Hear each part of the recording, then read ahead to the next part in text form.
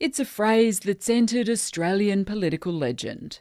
I believe that a drover's dog could lead the Labor Party to victory, the way the country is.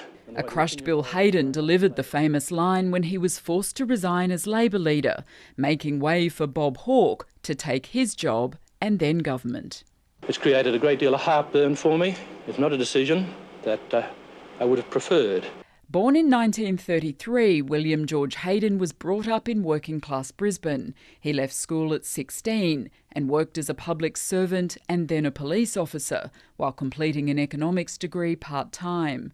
He entered federal parliament in 1961, defying the odds to take the Brisbane seat of Oxley for Labor. Liberal Sir James Killen had high praise for his adversary. Bill was, to me, a formidable, a stern, a competent, but beyond that, a very honourable opponent.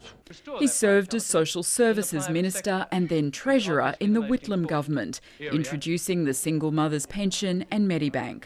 After Gough Whitlam's dismissal and subsequent election defeat, Bill Hayden became opposition leader. I think there was a lot of introspection. People were worried, have we got a future? Well, Bill gave us back a future. And for that, we've all got to be grateful.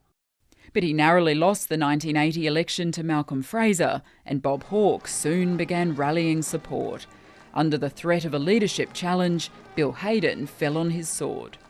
Mr Hawke, could I ask you whether you feel a little embarrassed tonight at the blood that's on your hands? You're not improving, are you? I thought you'd make a better start to the year than that. When Bob Hawke won the 83 election, Bill Hayden served as his foreign minister. To survive, you've got to get a pretty thick hide, and I reckon I've got one made of asbestos. If you like to give it a searing blast with a blowtorch, you'll be lucky to singe it. In 1989, Bob Hawke appointed him Governor-General as a late consolation prize, a position he held for 7 years.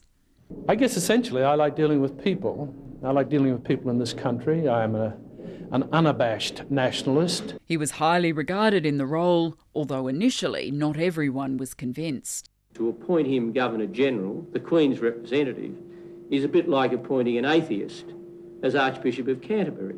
Bill Hayden abandoned his staunch atheism in his later years, and in his early 80s a stroke further fuelled his Christianity. 4 years later he stunned many by being baptised as a Catholic. In 2014 he tearfully reflected on his career and the death that year of his friend Gough Whitlam. I owe it all to Whitlam. He made me. The great man of my life had gone. And now another has gone. Once described as the greatest man never to become Prime Minister, Bill Hayden surrendered a shot at the top job for the sake of Labor Party unity. While it's perhaps his time in vice-regal office for which he'll be best remembered, his passion was for politics. Government was more fun than Governor-General. Cutting ribbons has its limit of excitement.